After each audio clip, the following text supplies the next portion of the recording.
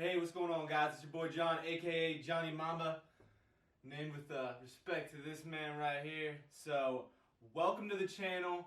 Brand new channel. What I'm going to be doing today is my first podcast style video. I'm going to be talking with my man Sam Meskey. He is a clinical trials project manager down at the Mainline Health System in Philadelphia.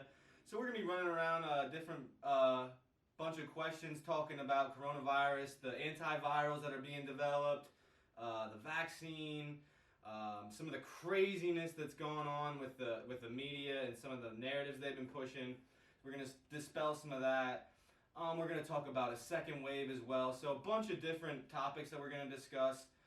So I'm going to get Sam on the line. We're going to just jump into the podcast.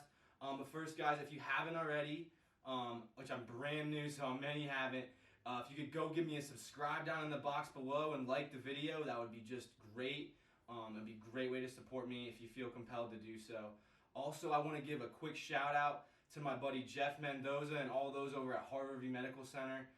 Jeff's been keeping me real informed throughout the crisis about everything going on throughout out in Seattle, so I appreciate him for the information. And I also want to give a shout out to his father Roger, who is recovering from the coronavirus. Last week he was struggling a little bit, but he's feeling a lot better this week, so we're still praying for you, Roger. Just want to give a big shout out to everybody at Harborview Medical Center and Jeff and his dad. So with all that being said, I'm going to just go ahead and get right into the podcast with Sam. If you guys don't have time to watch the whole video, it's going to be like an hour to an hour and a half long conversation. I'm going to timestamp the description, so you can just go look at different topics that we're talking about, and you can just go right to those points in that point in the video. If you don't have time to watch the whole clip. So I'm going to just cut the video, and I'm going to go get Sam on the line. Yeah, I can hear you, John. Word. Thanks for having me. No problem, brother. How's it going down there in Philadelphia? You quarantined up? Oh man, it's good. It's an adjustment for sure, but I'm staying safe, and isolation has me in my bag, but you know, I'm hanging in there. Yep, pretty much like everybody. Just stay home and Yeah, stay safe. exactly. So talk to me about talk to me about the Mainline Health System and stuff. Some of the testing and stuff you guys have been doing down at the Mainline Health System in Philadelphia. Yeah, sure. So essentially what my role is at Mainline Health is I'm a research coordinator and a project manager. I work in the Center for Population Health Research, researching disparities in epidemiology, and I also work in the Department of Obstetrics and Gynecology. And at Mainline Health, we've seen quite a few of the cases in Philadelphia. Philadelphia has really been a hot spot since like March 7th, when they had the first 2 cases in Montgomery County. And at that point, they identified it as a cluster of cases, and it quickly spread to an outbreak before the pandemic was actually announced for the World Health Organization. So we've been a focused hotspot for a little over 5 weeks. At Mainline Health, we serve Montgomery County, Delaware counties, and the greater part of West Philadelphia, which is very low income and very minority in race. And dense, so too. It's a challenge. Yeah. I mean, we all heard about Dr. Fauci speaking about how the disparities and socioeconomic status really affect the outcomes of people who catch this virus. So we have some very, very interesting cases. Yeah, and I think a lot of it could come to, with the disparity in race and stuff. You see a lot more lower income, African American families in these cities in their high population density areas. And their communities as well are a lot tighter knit too. You know what I'm saying? Like, you know what I mean? You see you go down to like the hood or anything, there's a lot of people hanging out together, whereas in rural communities like where we live, you don't see that very often, Yeah, exactly. There's not a whole lot of social distancing going on and people heeding to the recommendations that our government and the World Health Organization has put out there. So a lot of them are being negligent to their health.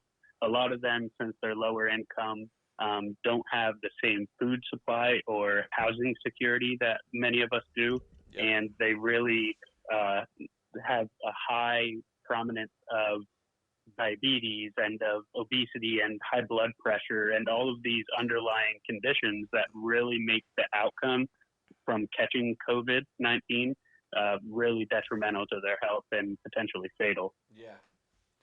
How many Yeah. tests have you guys run down there at Mainline Health? Yeah, so we have over 6,000 persons under investigation. And of those 6,000, we've had 1,100 positive cases at my hospital, and we've had over 4,000 negative cases. So those are patients who came in with symptoms that qualify them for testing, but still after laboratory testing, they tested negative. Okay. So it's about 1 in 4 who have the symptoms of coronavirus test positive for the viral infection. Okay, that's good to know. What do you think about And some people out of saying that- that? Oh, go ahead.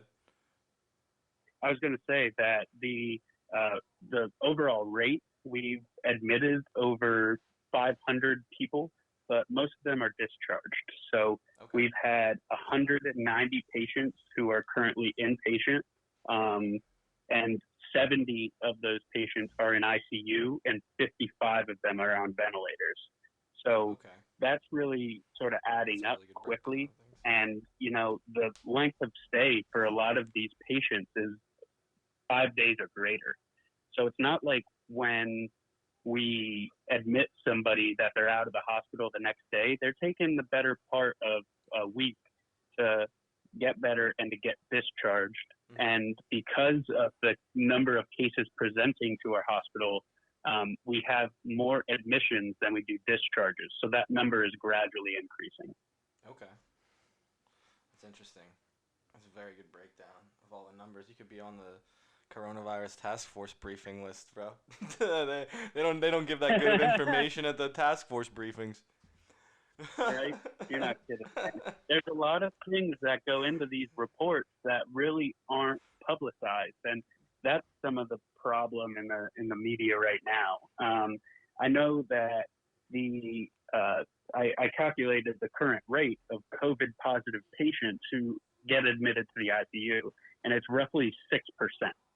So roughly 6% of the positive cases at our healthcare facility have been admitted to the ICU, and roughly 2% have died. We've had 47 deaths, and we had 10 yesterday. So we're really seeing our peak you're this starting to see week. those peak numbers, this week.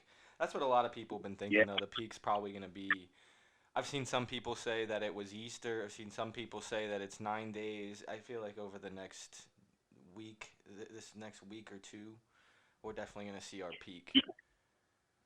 Absolutely. Yeah. And when people refer to the peak of the virus, what they're really talking about is the new cases per day or the new deaths per day. Yeah. And we'll still have an increase in numbers, but like the number of deaths or the number of cases, but it won't be at as big of a exponential rate as it has been in the past. Right. And generally, before it ever starts to go down, it really plateaus.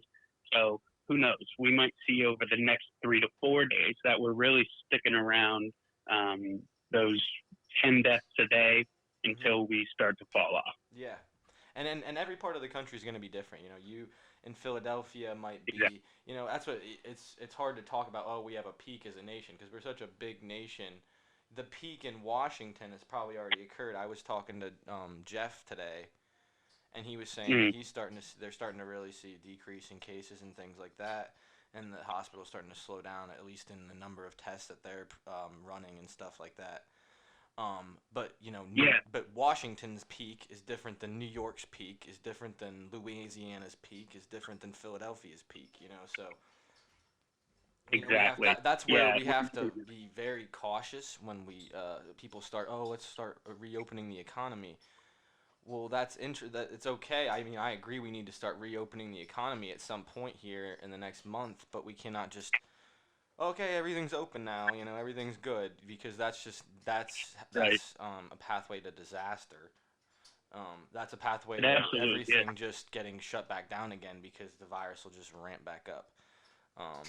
But Yeah, you and know, especially since people really take that good news to extremes. I mean, we see that when there's an emotional involvement in the virus, that either negative or positive, people take it to the extreme, much like in their politics. yep. If they hear that news is bad, they are going to hunker down, buy all the toilet paper, Yeah. and lock their doors and Yeah. hide their kids and hide their wives. But Yep. as soon as somebody says, "Oh yeah, we're going to gradually reopen," they're going to be walking to the streets, man. It's going to be chaos. Yep. Yeah, no, seriously, you're not kidding, bro. You're not kidding. Um, Yeah. but have you guys had any like shortages of medical supplies down there? Any like shortage of masks, testing supplies, test kits, anything like that you know of? Right. There's definitely real concern for PPE shortage. Uh-huh. PPE is personal protective equipment, Yep. and there's not really a problem yet. We do have policies in place that require physicians to wear the N95 masks, which are the highest effectiveness against this virus, in rooms that have to be isolated because they are COVID positive. Yeah. But beyond that, most people are wearing surgical masks around the different hospital wards for treating patients who aren't presumed positive for coronavirus. And actually, in our common places like our hallways and our cafeteria, we don't want people wearing masks all the time. Mm-hmm. And I'm not sure if that's generally because of the shortage of equipment, but I think that they're really trying to keep the stigma and keep the emotions out of it. Yeah. But I can tell you now that there are procedures for cleaning and storing N95 masks. Mm-hmm. So N95 masks Yeah. aren't as disposable. So what they do is they brown bag them, Yep. and what they typically expose them to high temperatures of heat. Mm-hmm. The coronavirus seems to break down over 120 or 140 degrees Fahrenheit. Yep. It seems to break down in under 5 minutes. Wow. Okay. Yeah. Yeah, I've Yeah. seen they've been So when talking it about goes like to desanitizing masks and stuff like that to possibly Mhm. be able to reuse them, Yeah. which would be a So I game mean, changer, they're which would be huge finding for ways. just numbers because then you can at least, if you're running out, you can be able to sanitize instead of saying, oh, well, we're completely out. Start using Right. bandanas. And I don't think that it's a lack of supply always. I think sometimes it's a lack of funding. And that's really when the federal government comes in, because these hospitals rely they rely on elective surgeries to make money, and they've canceled all elective surgery procedures, meaning things that aren't related to your mortality are not going to be done. Yep. So the hospital isn't making money right now. They are losing hundreds of thousands to millions of dollars in these weeks. Yeah. Yeah, and they're busy as hell, and they have to stay open. They have to. There's been stories of people that have been hospitals that are cutting staff because they just don't have the money. You know, there's just no money coming in. So I can tell you that at my healthcare system, we've downstaffed probably 70%. I don't know the actual numbers, but I think it's that large. And to be completely honest, the hospitals really aren't that busy. When I was doing volunteer work to transport patients back and forth to radiation oncology or to kidney dialysis, we really only saw probably 10 people an hour, which in our hospital at normal capacity would have thousands of people there at any given hour. Mm-hmm. So the hospitals really aren't seeing this massive capacity. The capacity they're seeing is in their ICU beds. Yep. Yeah, they're just running out of ICU beds and stuff like that. That's where it's because they don't have that many. You know, hospitals don't have that many ICU beds compared to everything else. Exactly. Yeah, and when you're dealing with those types of patients, that's when you're really running through all of your PPE. Mhm. Yep. All right, you want to move on? We'll talk about some antiviral treatments and stuff. Yeah, absolutely, man. I've seen some pretty interesting stuff on this topic, so I'm definitely looking forward to talking about it. We're awesome. Well, let's talk about the much debated, much politicized hydroxychloroquine, zithromycin treatments. Um, I don't understand how people are seeing something that has helped, regardless of whatever you think of. There's no cure all for coronavirus. First of all, just let's get that out of Right. the way right now. There's no pill you're gonna take that's a 100% cure. There's no pill for almost any disease that is a 100% cure all. Okay, Right. so when we have a hydroxychloroquine zithromycin treatment that has still saved hundreds of people's lives. There's plenty of stories out here showing, people treated with this and there's amazing stories of recovery. And then our media is out here trashing our president because he said that it could be beneficial. Simply because we don't have the Right. clinical trial treatment of a year of clinical trials to back up the data. So I want you. I mean, you're way more experienced and knowledgeable than I am about this. Just what are your thoughts on it? Yeah, so I mean, it's interesting, right? Because hydroxychloroquine has been around since the 50s for treatment of malaria, Mhm. and it's been through clinical trials in the effectiveness of as an antiviral medication, and it's significantly studied for side effects and its safety on humans. Mhm. So it is a proven drug. It has gone through all of the FDA clinical trial phases, Yep. and you know, it's something that has shown effectiveness in small clinical trials, and they're continuing to study it around the world because it does have some promise to being able to reduce the body's viral load. And when the viral load is brought down, the body's own immune system is able to fight the virus. Mhm. So I think it's important to really understand how the coronavirus affects your system.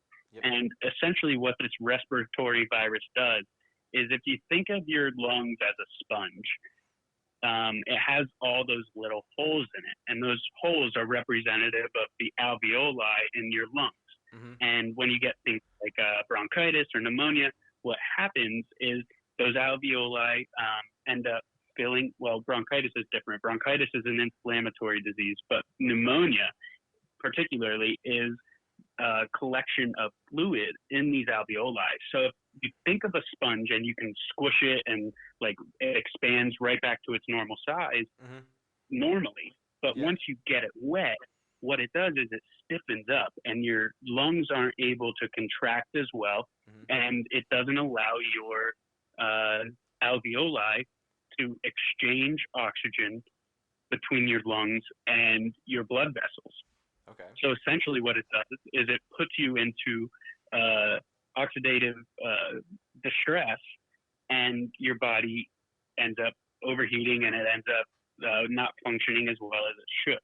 Mhm. So essentially, what the hydroxychloroquine does is it reduces the viral load so that your own immune system can start to fight the virus. Yep. And once the virus is sort of subdued, then the Z-Pak, which is an antibacterial drug that's used for the common cold and things of that nature, it's able to treat the respiratory infection that you have. And then your body is able to gradually clear out the water in your lungs, the fluid in your lungs, and it returns some of the oxygen to your blood and to your brain and to all of your other muscles. And that's why people feel so much better when this drug is administered in cases that it is actually effective. Yeah. Now, I won't say that this drug is effective in all cases. It's mainly been used in patients who have seen mild to moderate symptoms, and it's been shown in a small study in France that's become very popular now that it can reduce the viral load to 0 in 6 days, which Yeah. is That's incredible. incredible. Yeah. Yeah. That's amazing. So there is promise. And when you're talking about a virus that has somebody already admitted to the hospital and potentially going to be taking up a bed in the ICU, then there's really no reason not to try some of these drugs. It's perfectly safe unless they have a contraindication. And all of these physicians are well enough trained that if this person has a heart condition or if this person has some other contraindication for the use of hydroxychloroquine, then the doctor won't administer it. Yeah. Yeah, I mean, I think it's, if it saves one life, Right. to me, it was worth it. You know, to me, I don't know, like, if it was my relative that was sitting in the hospital, if it was me that was sitting in the hospital dying, and I had one, you know, I had a chance to take some drug that hadn't been tested for a whole year, but it's shown to prove itself in small trials, I would take it. And I think most people would. I mean, and most people would encourage their loved ones to take it. And that's why I don't understand the politicizing of it, because, you know, it's not a cure-all, and if the president said that, which I don't believe he did, then he was wrong saying that. You know, I completely respect Dr. Fauci, 100%, but I've seen in a lot of research, when you talk about medicine, especially with older head medical people, if you don't have a clinical trial that's been done, they're just not going to take that seriously. They're just not going to, you know what I mean? And I don't, that's not a knock on them. It's just like, we're in a time of severe crisis. And if there's something that we don't have a year to test this, it'd be great if we did. It'd be great. It'd be great also if we didn't have this problem and China just told us about this 2 months ago, or listened to Taiwan, and we wouldn't even be in this situation. But I think it's ridiculous to try to knock the president or anyone for putting out something that can be hopeful to people and has shown to help people. Regardless of the numbers, it's helped hundreds of people. There's 100 people in the world that are alive because of this. Okay, so I think that's a good thing. You know, at least 100 people. I don't know the exact number, but the trial in France was at least 50 people, and we've seen it help dozens and dozens of people in the United States. So I think it's a good start. I think there's going to be plenty of other antiviral treatments, but I don't think it. I don't understand why there's so much bad talk around such a drug that's helped people just because of the person that said it. You know, you can dislike the president all you want, but if this can help people, you should be all for it, you know, regardless of your political standing. But what are some of the other antivirals you're hearing about that are promising? Yeah, so I do just want to mirror some of your comments there and say that President Trump did not overstate or exaggerate in any way the effectiveness of hydroxychloroquine. He said that it shows tremendous promise, which it does, and there's physicians who are recommending it right now. One of the major concerns was the lack of supply for people who have lupus and rheumatoid arthritis, and really there's so much people who are trying to go out and get this drug even before they've contracted coronavirus, and that's the real problem here. And luckily, hydroxychloroquine is something that requires a prescription, so they have a pretty good grasp on how many of these pills they have, and they're currently mass producing them so that people who do need them can still receive them. So I just want to dispel that myth. Yeah.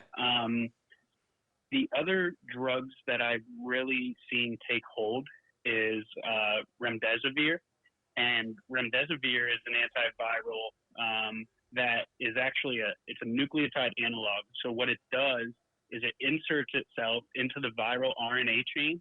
So the virus itself has one strand of RNA, and what it does is it replicates that strand and it creates another virus. So they're asexual. They just boom. It's almost like cloning itself. Yeah. It's like cloning crazy virus. Right. Yeah. And the reason we see all of these variations of the virus is because the reverse transcriptase in RNA is extremely sloppy.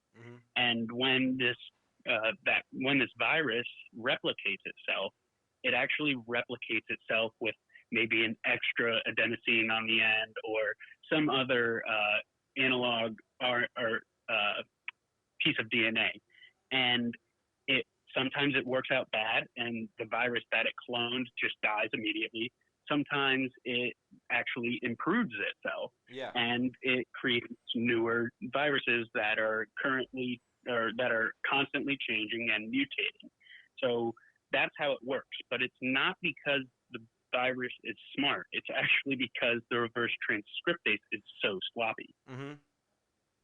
So this remdesivir essentially inserts itself into that RNA chain, and it causes premature termination of the virus. Wow. So this is being tested right now. Yeah, and it's been tested in Ebola virus and Marburg virus. So it is something that's been tested before, and now they're testing its efficacy against coronavirus. Mm-hmm. So this is another drug that in these hospitals, physicians are prescribing to patients and just seeing how it works, because they are going to great lengths to try to reduce the viral load. Yep. And the ones that show promise, they are going to use them, and it is completely at their discretion. So I want to just say that no matter what the public's view on any of these medications are, it doesn't matter because medicine is not going to listen to the mainstream media. Yep. And I'm not saying that you should either. Thank God for that. Seriously. Thank God for that, dude. Yeah. No, that's... Yeah, but even besides that, man, there's a lot of myths that are going around right now. There's a video of a chiropractor, I believe he's in Kansas City, who said that taking zinc and drinking tonic water, which has quinine in it, is prescriptive for not early detection, but it's supposed to boost your immune system to fight it. Yeah, and that has no proof. Other people are really resorting to drinking alcohol. I know it's kind of a running joke because people just want to get trashed, but people think that this shit actually cures the coronavirus, and that is not the case. Yeah, so just take a couple of shots, you'll be good. Yeah, and I think really the best thing that we can do right now is to listen to the recommendations, remain socially distanced for the time being, and wash your hands. A lot. And that's going to do enough for you to be able to prevent yourself from contracting coronavirus. And if you do, then you go through the appropriate channels, and we have a plan. Mm-hmm. Yep, I totally agree, bro. I totally agree. It's I mean, people will believe anything. Like, you could put anything up there. I mean, if CNN put that they found the bones of Santa Claus in the Alps and the Alps or something, people will believe it. People are just so gullible. Yeah. They'll believe anything. So they just edit clips together of the president speaking or whatever, and right-wing pundits do the same thing. All news media does this. This isn't just CNN. Absolutely. This isn't just MSNBC. Right. It's Fox News. It's all of them. It's the Young Turks. It's all of them, bro. If you watch these and you watch the full clip, they're taking that you aren't smart enough to go watch the full clips of these things. Of whoever they're debating, whoever they're trashing, they're counting that you don't go watch the full clips 90% of the time because they edit it up to fit their narrative. And it's disgusting. And all they're trying to do is elicit. Yeah, they're just trying to elicit a response. So they will play to people's utmost, the little neurotic things in your brain that just make you snap. Yep. And they're so good at it, and they get people that just start tripping, and it causes this cascade or waterfall effect that just permeates through the social media, and it ends up resulting in misinformation and people who are bipartisan. And that's a really sad thing when we're supposed to be coming together. Even in the old wars and in previous pandemics, people come together to fight this thing as a nation, and we just seem so separated, and it's sad because it's really showing the divide in our country. That's for sure. Yeah, and people think that they're doing the best for everybody, and the best for everybody right now is to not fight, but to really find that middle ground, form your own opinions, don't berate anybody for their opinions, and just go about doing the things that you need to do to make sure that we come out of this without too much damage. Yeah, if there's ever a time to be very well versed in what you're talking about, it's now. Like you can talk politics, and most people don't really know what they believe in when it comes to politics. They just spout off Right. their political, their whatever side they're on this agenda. But Yeah. and most people aren't at all versed in what they're talking about. But when you're talking about this is a time where put your political leanings aside, okay? Yeah. Deal with facts here, okay? The whichever politicians you like, dislike, put it aside for a couple months. They'll be there in a few months for you to hate, okay? Believe me. Donald Trump's not Yep. going anywhere for anyone to not hate. But can you give it a few months of just being just regular human beings where you just like look at data and look at all of what's going on and give a fair assessment of what's going on and be fair with the other people that are being criticized, like the WHO, China, the media, be fair with everyone, not just who you disagree, like who you agree with.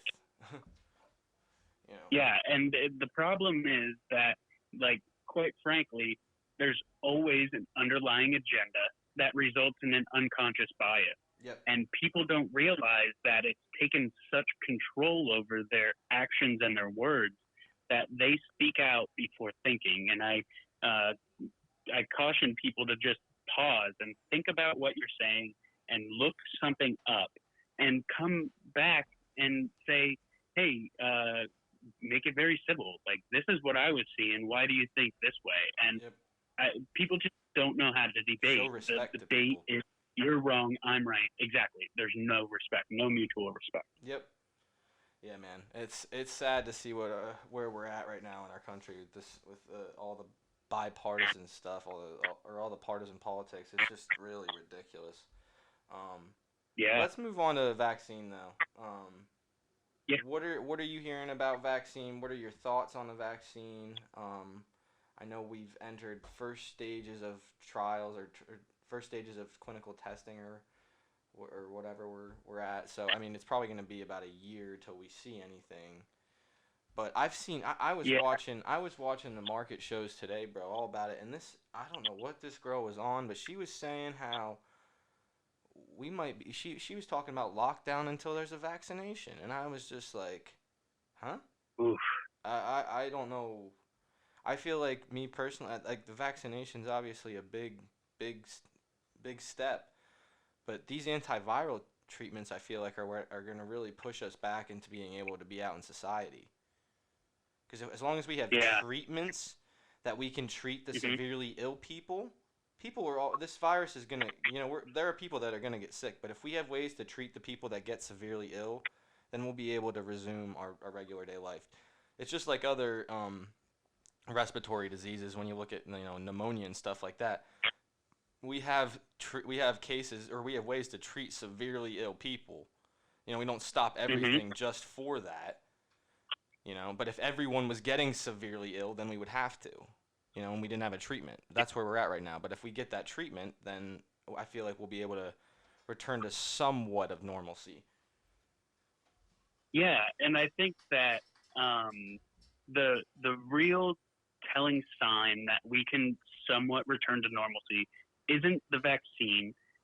It is treatment partially, but I think the real sign that we can return to some level of normalcy is going to be that our new cases have shrunk to a level that we can isolate clusters, contain it, and move forward with our everyday lives.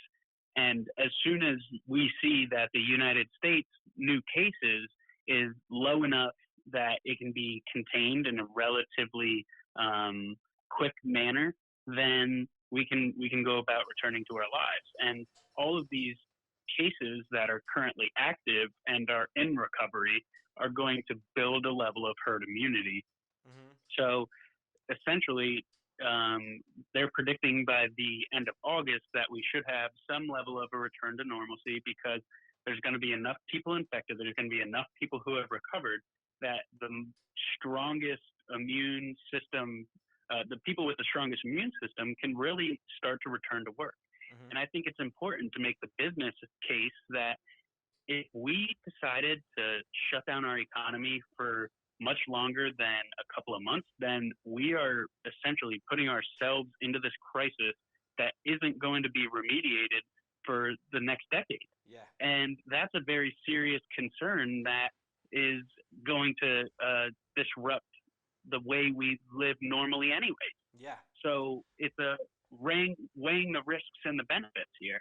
Yeah, I am so glad I'm not the president because even he was saying that this is the most difficult decision of his life, having to decide when to open this economy up. And that's what I feel like a lot of most world leaders around the world. I mean, where's the point? You know, I mean, because that's what, you know, Dr. Fauci and everyone takes his word as gospel. He is an extremely intelligent man, but he has himself said that he is not looking at the economic ramifications of all that of all that's being done. And at some point, those economic ramifications need to be addressed before we just throw ourselves into a recession for a decade, like you said. We also have upticks in domestic violence arrests or cases. We have upticks in suicide. These are all factors too that we have to take in, other than just the virus. Where the breaking point of, okay, we can't make this be worse than, we can't make another problem that's worse than the one we have right now. Right. And I think that the bipartisan argument isn't necessarily just in politics. It's not just bipartisan in Democrat versus Republican. It's bipartisan in health versus economy.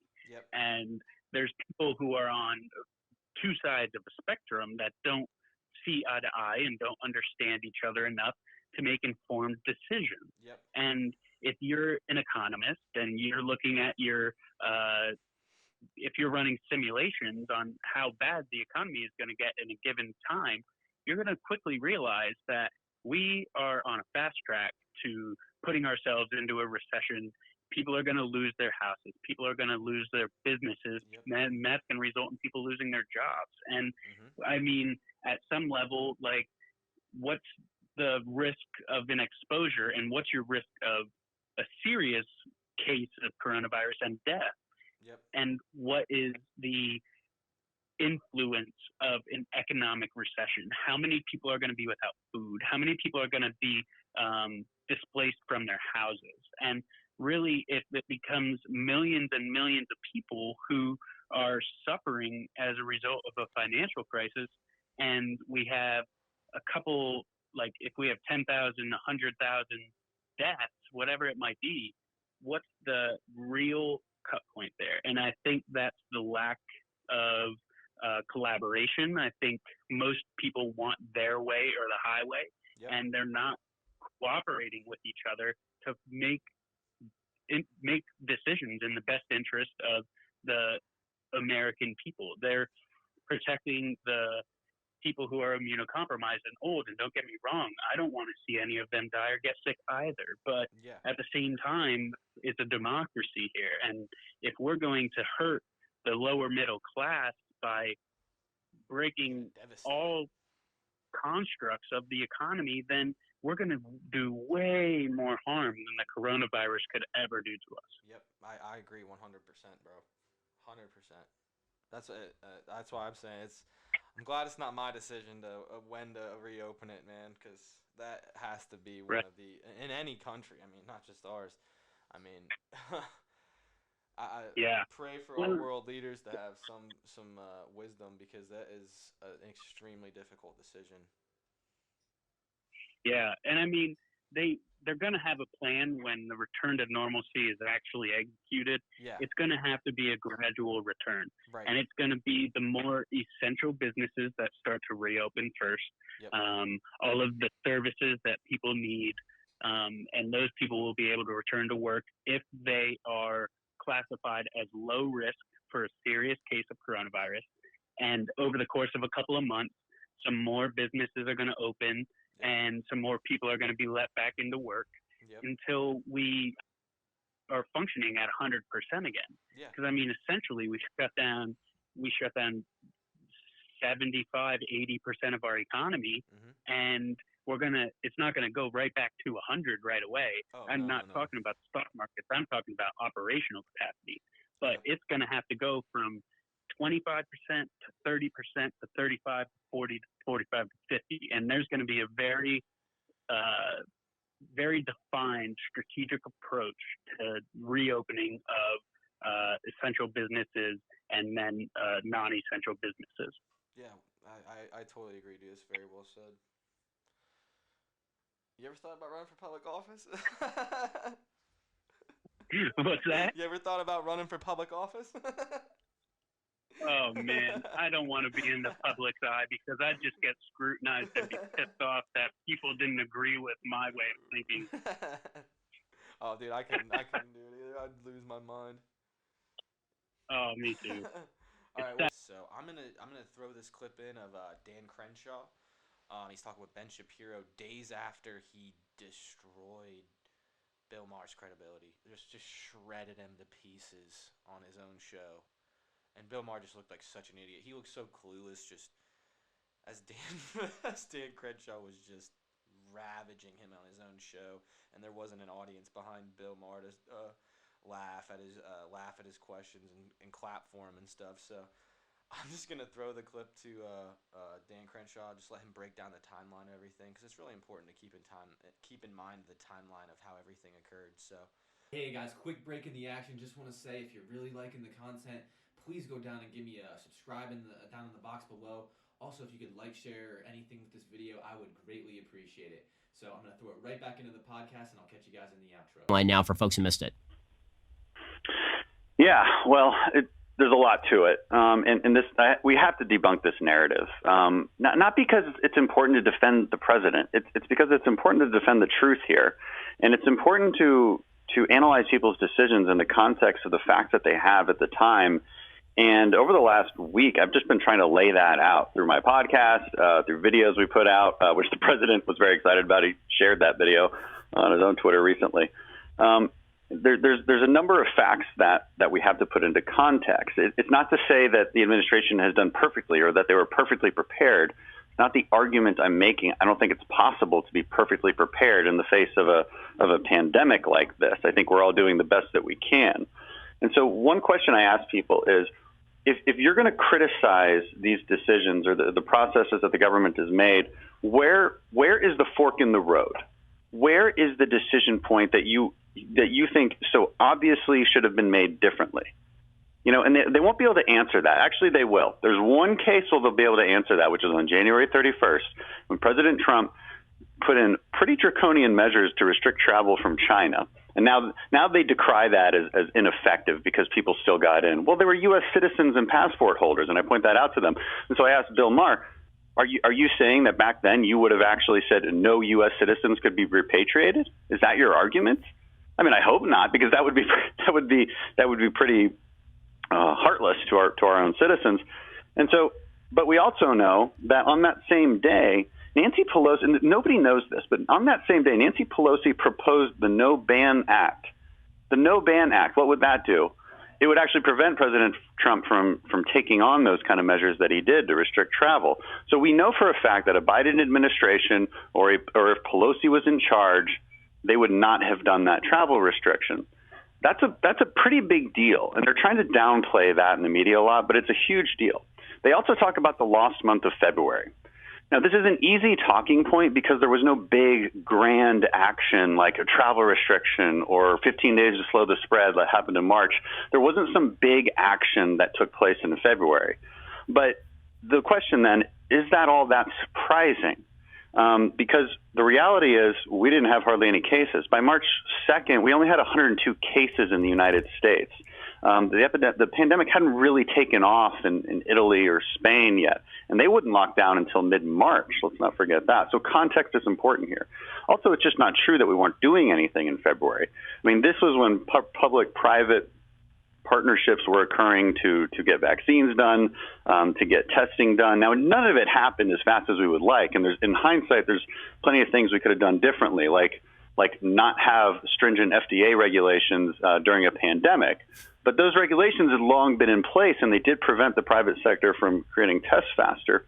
Also, it's not as if there was a magic button that we could just press for more PPE or less PPE. The reality is that China had long been limiting their exports because a lot of it gets manufactured there, and there's a global supply shortage.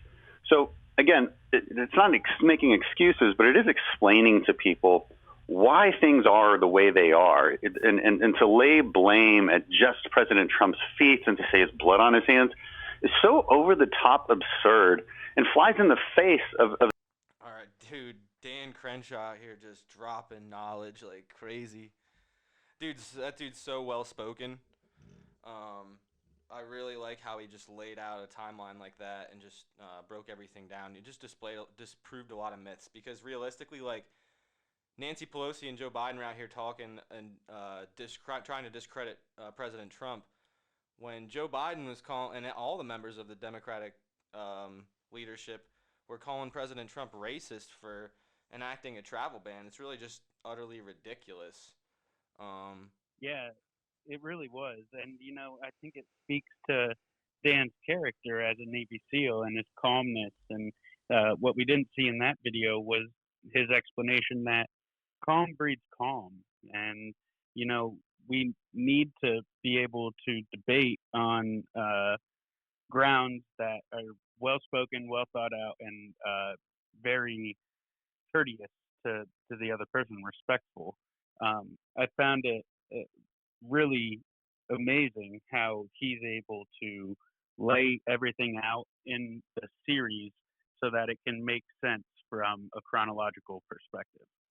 Yeah, for sure. Like he had like the dates of everything written down, what Congress was doing in days. Like Nancy Pelosi was out here blocking the bill, like blocking the travel ban bill, trying to block the travel ban bill. Like what are you doing? Like that's not even a narrative now. Like if President Trump had done anything like that, if Congress was trying to do that and President Trump had tried to block them, then it would be nonstop played.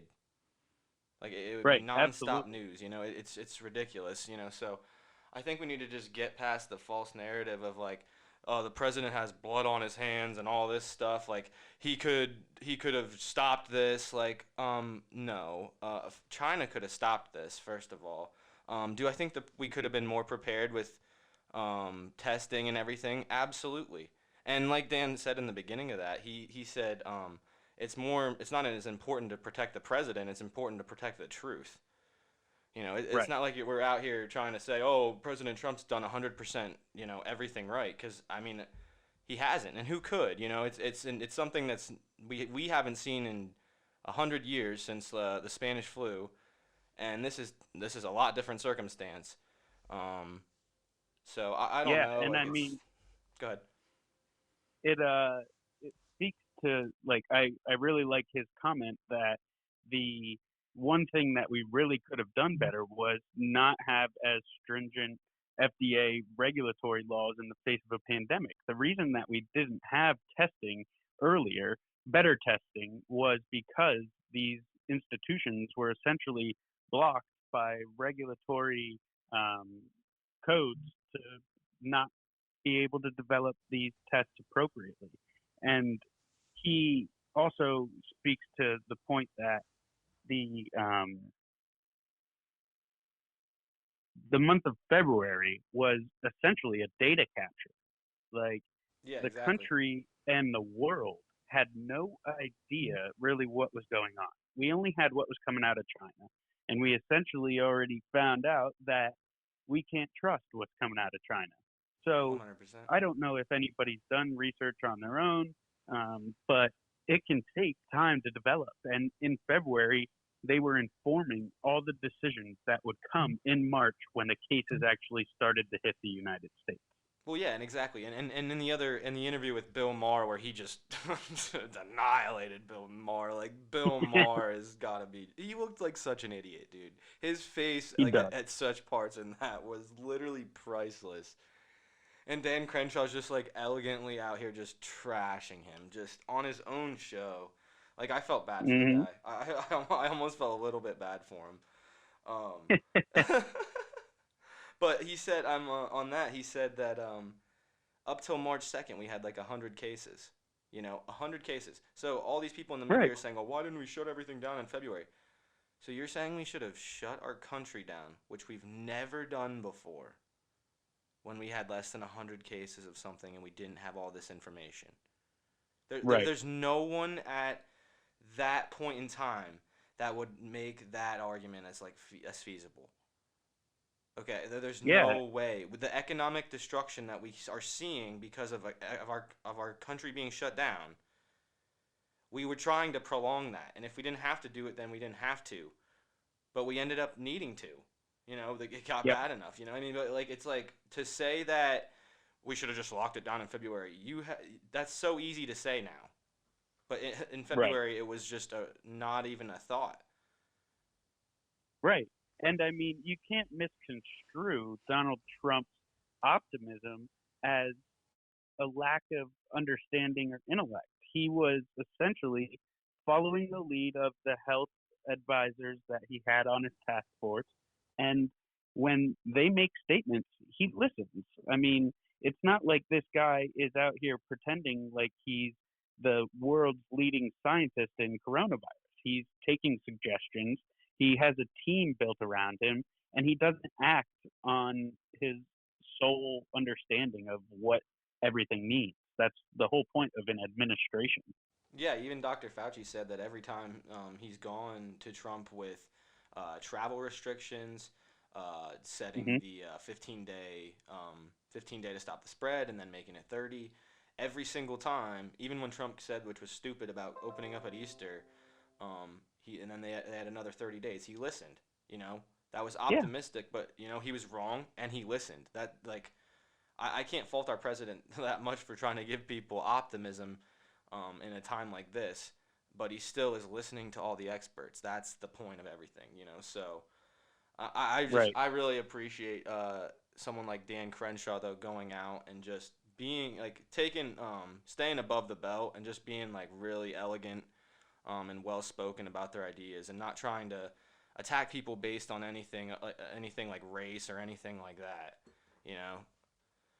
Absolutely. Yeah, I think that's a really good way to say it too. He stayed above the belt, and a lot of people right now are fighting dirty, and it's not fair to anybody when there's conflicting opinions.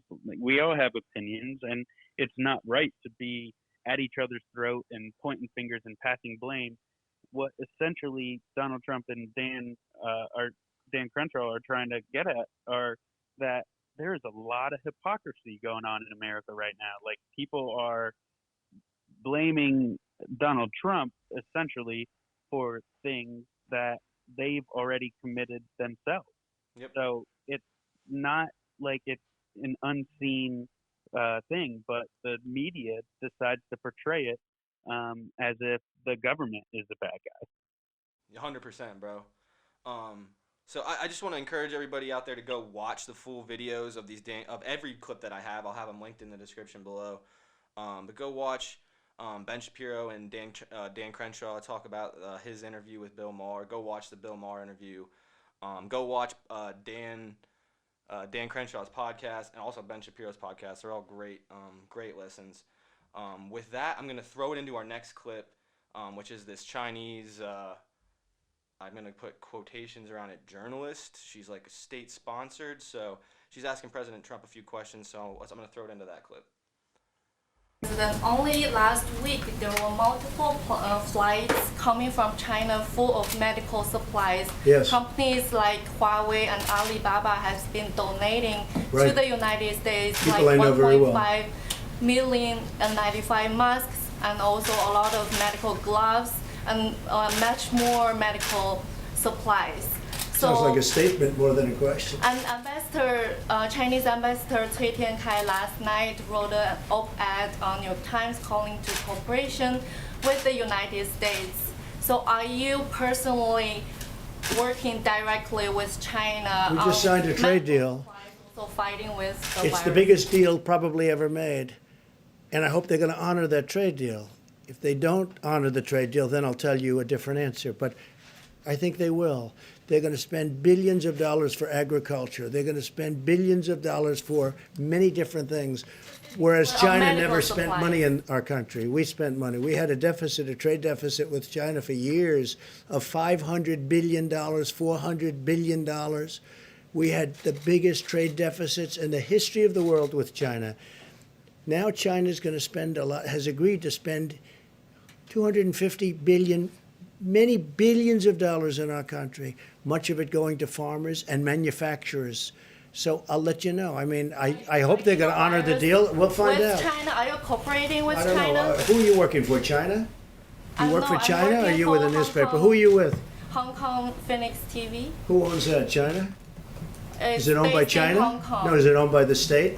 No, it's not. It's a private owned company. Okay, good. Okay. So we just saw that clip. We have a Chinese journalist from the Phoenix TV, which she said, we are private. We're a private company. Well, their biggest donor and their biggest sponsor is the state of China. So, yeah, you're not very privatized. You're a state-sponsored journalist from China. And her question, that wasn't even a question. It was basically a statement saying that China's helped us do this, and China has sent supplies to other countries. China sent test kits to Spain that didn't even work. 70% of them didn't even work. Okay? They lied about, Taiwan, okay? I saw this yesterday, Sam. Taiwanese doctors in December knew that there was human-to-human transmission of this disease because doctors were getting sick. So they're like, obviously there's human-to-human transmission. They tried reporting this to the WHO, and since China hates Taiwan so much, the WHO doesn't even recognize Taiwan because China and Taiwan hate each other so much. They just didn't. They just totally threw that to the wind. Didn't even listen to it. Nothing. So we knew months in advance that this. We knew months in advance this was human-to-human transmissible, and no one said anything from the WHO or the Chinese government. And it's just disgusting. It's just gross that we're out here. People are trying to blame our president or blame our politicians. You know, Democrat, like Mayor de Blasio in New York and stuff. He said some stupid things about go out and you go to bars and everything. I can't blame these people that much if the information that they are getting was completely wrong from the World Health Organization. What are you supposed to do? You know, if you're being told incorrect information, there's really not a lot that you can do. Yeah, and I think that's one of the main things that the media and the common person doesn't consider is that these politicians who are in administrative and executive role rely on other people to give them the information to make the best decision for our country.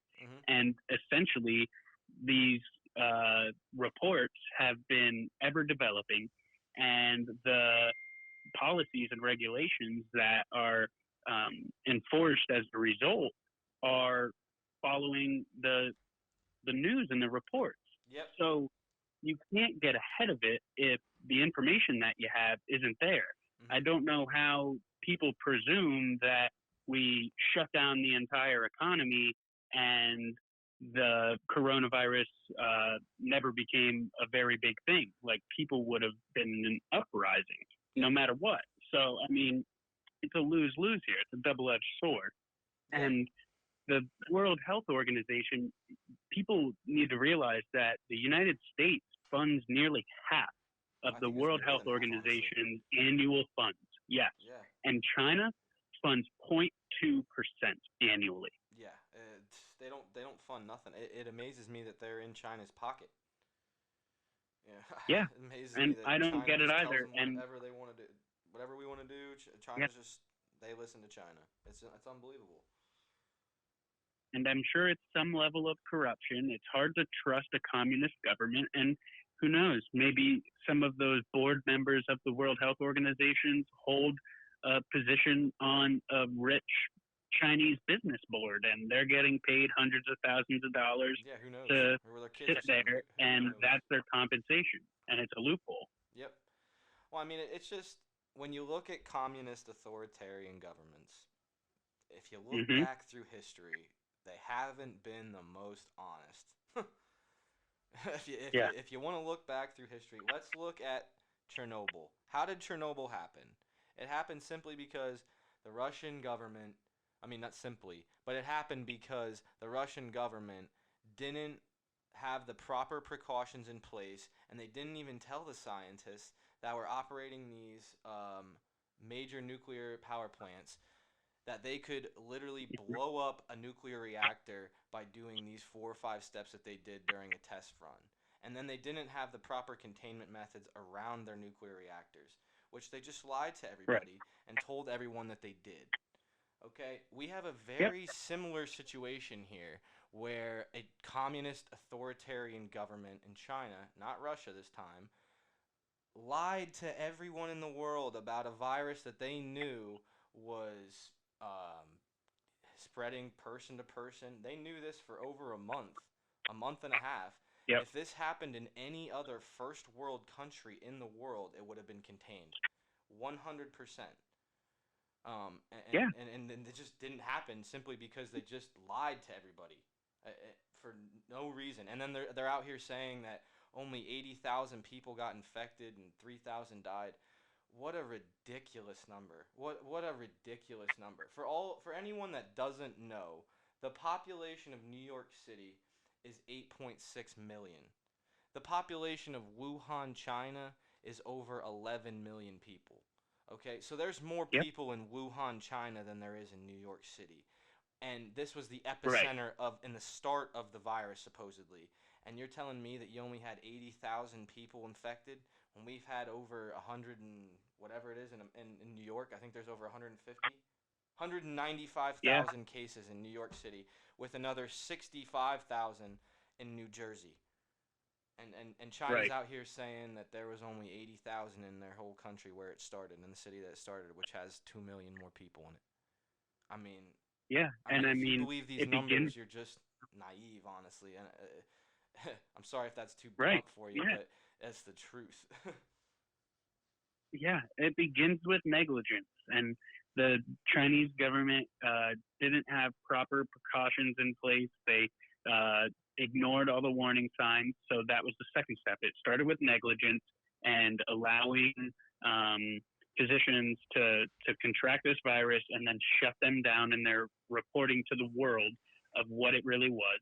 It was ignorance that they needed to contain this virus, and then it was just lying, like you said, and it's caused this world pandemic, and the people at hand should try to pay. And they're pointing fingers.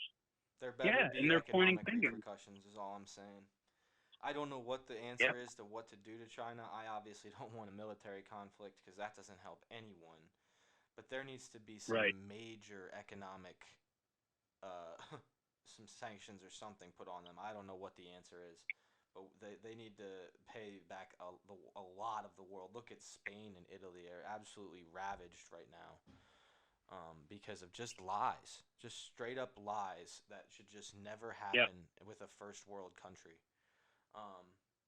But let's move on to the next crazy story out of the media here that we've seen of this woman who, let me just put a little background on her. This woman who already had assault charges against her husband, hated Donald Trump, was a far-wing leftist, came out and said that she took Donald Trump's word that you should take hydroxychloroquine, and then she went ahead and took hydroxychloroquine peroxide, totally different drug, and which is a fish tank cleaner, gave it to her husband, and then drank some herself apparently, and her husband dies, and then she comes out and says, "Oh, we can't trust anything the president says." And why is that story getting pushed over the plenty of stories that we see of hydroxychloroquine being a success story?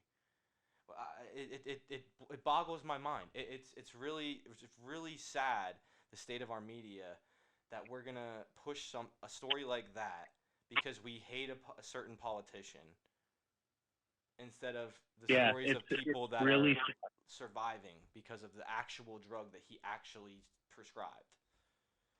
It's sad. yeah, and I advise people who have not consulted with their physician to not take any drugs of any kind. There are people who have contraindications to the use of aspirin. Yep. And for the love of God, please, please, please talk to your primary care provider before ingesting anything. Yep.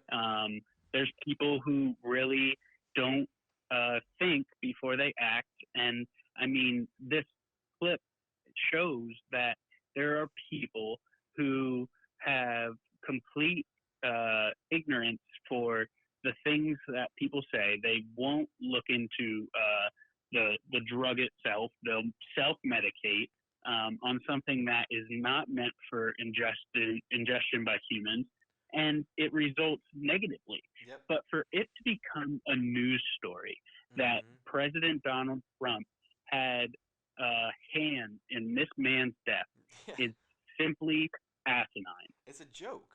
It's literally like, this isn't It even is. reporting, bro. Like, this isn't even. I can't even believe people will fall for something like this. And it goes back to what I said. People will just read a headline, and they'll say, "Oh, well," they'll go talk and they'll argue to the death about just seeing the news from that headline. They won't actually go look up the story. They won't go actually look up what's going on. They'll just look at the headlines and have some crazy opinion about it. And it's sad. Like, you need, if you're gonna push your opinions on other people, if that's the kind of person you want to be, at least be educated, at least be fair, at least get news sources from both sides of the aisle. Okay, at least look at. There's plenty of YouTube channels that have plenty of YouTubers that talk about this stuff. There's plenty of actual news channels out there. I'm not a huge fan of mainstream news sources, but I know plenty of good YouTube sources. Timcast.com, even Steven Crowder, UCSNBC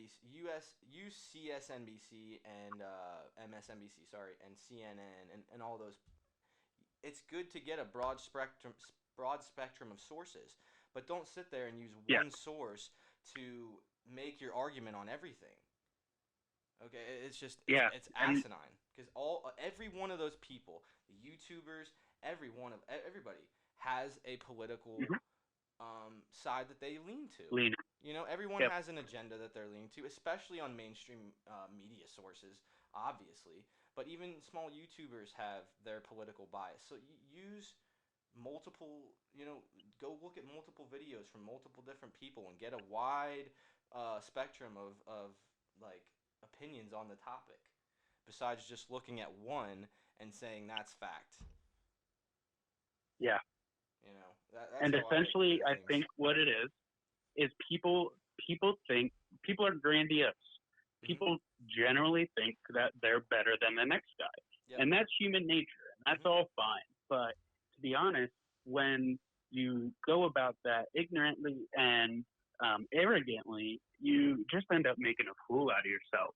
So I definitely recommend that people keep an open mind and don't argue like we're in grade school, but rather have educated conversations that can hear both sides of the story. And maybe people will present you with something that's going to change your mind a little bit. And even if not, you can say your point and not get mad over it. People act like they're children out here, and it's sickening to me to see. Well, in reality, it's a laughing. Sorry, go ahead. I'm good. I just want to say, in reality, most people are centrists on most topics. Yeah. Most people are generally in the center of the debate when you're talking about one side or the other. But they're watching sources that are so geared towards one side or the other. And it's like, you probably don't 100% agree with that person, and that's fine. That's great. But don't sit there and then just go be like, oh, well, I kind of agree, so I'm going to fully agree now. No, get another person's perspective and find a middle ground of the idea instead of just going with one radical idea compared to another. Right. And even beyond that, man, like a lot of people out here are saying the same thing in different ways, and it doesn't matter because they won't take enough time to actually listen.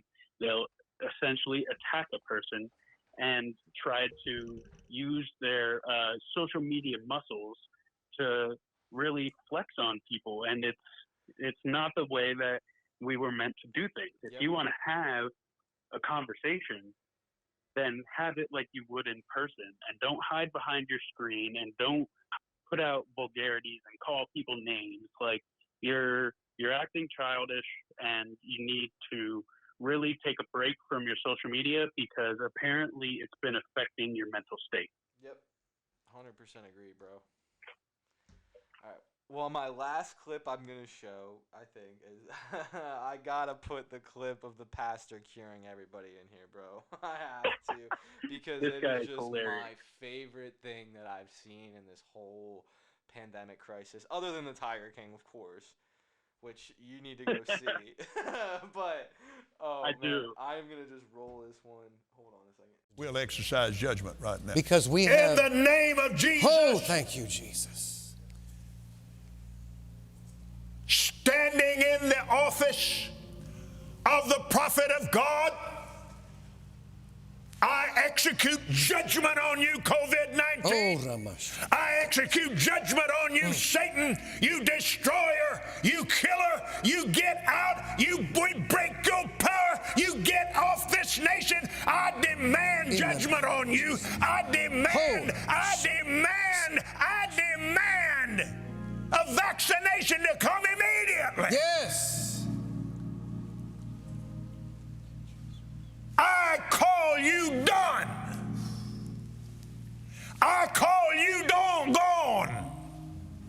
You come down from your place of authority, destroyer. You come down and you crawl on your belly like God commanded you when he put his foot on your head in the Garden of Eden.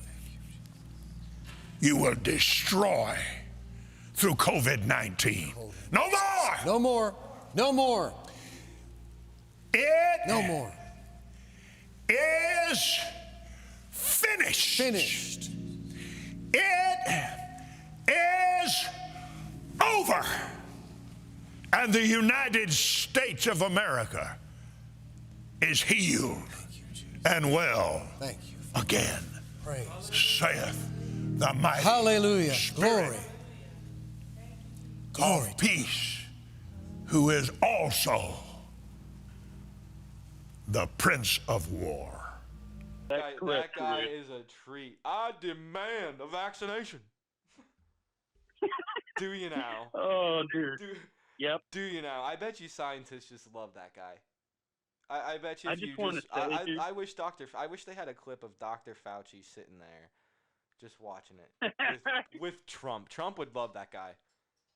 Trump would be like, let's have him at the briefing. Absolutely. Dude, honestly, if I was the coronavirus, I would be scared of him too. Right? Oh my God, dude. That guy was crazy, dude. He's just yelling at people, dude, like he will yelling your sins away. He will stare right into your soul and laugh about it. Yeah, right? Like, that guy is something else, bro. Definitely. Yeah. Don't do that, America. Don't listen to what this guy's preaching. No. It's funny because in his clip, too, he only cures America. He's like, the rest of the world, don't worry about it. We don't need to worry about it. He's like, That's Italy, France, you guys are on your own. Sorry.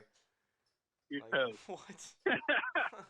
They got God the doesn't. Vatican. I guess They're good God up doesn't there. love the whole world, apparently, in his mind, because Right. it's just like. Nope. Cracks me up. Now, don't get me wrong, man. I think that these churches and people holding on to their religious affiliation is really a cornerstone to the way that people are dealing with this virus, and it's important for people to upkeep those disciplines. Yes. Because it's providing people a lot of hope. But people like this, just be wary. If you think that there's something that is really happening out of that, you need to go get your health checked. Yeah, go get a CAT scan. No, yeah, I have nothing against religious people at all, and No, not at all. religion and faith are can be major sources of strength in a time like this, but Yeah. that's not you can't just be an idiot, that's just reckless. This guy's out here just Right. that's not It even is, religion man. to me. That's just lunacy. But Yeah. but all right, Oh, I'm boy. gonna move on. Let's What our a way to- last. I'll put our last part in here. We got like 2 questions I want to ask, and then we'll be done. All right. What do you think about a second wave coming to us? You think it's a Yeah. very good, strong possibility? Do you think with the antiviral treatments that we're gonna have developed, hopefully that it's not very bad? Hopefully we'll be able to get a lot more masks, gloves, everything, test kits, all produced by the time that would be a problem in late September. What are your thoughts? Right. So I think at this point, with the range of the spread and the number of cases, that it's inevitable that this disease, this virus, is here to stay. Mm-hmm. I think that there is going to become better treatment. I think that there's going to become like this vaccine that people should take. I'm a healthcare professional, and I have to get the flu shot every year. It didn't give me autism, all right? And it didn't give your kid autism either. So go out and get this freaking vaccine. It's tested on hundreds of thousands of people before it's made public. Yep. So it's perfectly safe. It's going to protect you from ever developing this terrible disease progression. Just so it's And not developed in China. in September, we're certainly going to see cases. Mhm. I don't know the magnitude. That's what I was saying. I hope when there's a return to normalcy, what we'll have is these little clusters of cases that are Mhm. going to be much more easily contained. Yep. And that way it doesn't detract us from having a massive outbreak of this magnitude ever again. Yeah. But I could see an uptick in the fall when the economy starts to reopen. Yep. So I just caution people that no matter what during flu season, coronavirus or not, you should be distancing yourself. If you're immunocompromised, you should be washing your hands. These are common practices that everybody should be using on a weekly basis in the winters. But with that, yeah, I think that there is going to be another wave. Like I said, not unsure of the magnitude. Yeah. All right. Well, one more question I got is, what do you think we as a society can learn to be more prepared? I mean, you kind of already have answered this, I guess. So that if something like this happens again, we can be more on alert, more prepared, so we don't have so many deaths, so many cases. Yeah. I don't know. I think it could tend more to be, this happened because of another government's recklessness. It could be something like having more oversight in those countries, having more oversight in China, because this is, if we would have had more oversight, we would have known more earlier, which would in turn have led to probably us saving more lives. The more time we would have had to know about this, the more time we would have had to prepare, the less lives would have been lost. So I don't know, what are your thoughts on the subject? Yeah, so I think that, quite honestly, you could probably have a whole nother podcast on a topic like this. Yeah. But I think that what we've learned is that our reliance on foreign entities to give us the appropriate PPE, pharmacy drugs, and all of those things, we're way too dependent on foreign countries. And essentially what we need to do is just learn from this, become more responsive when there is an outbreak, take the measures a bit more extreme sooner, not more extreme than it is now, but just more take serious preventative sooner. measures that are going to prevent the further spread of the virus.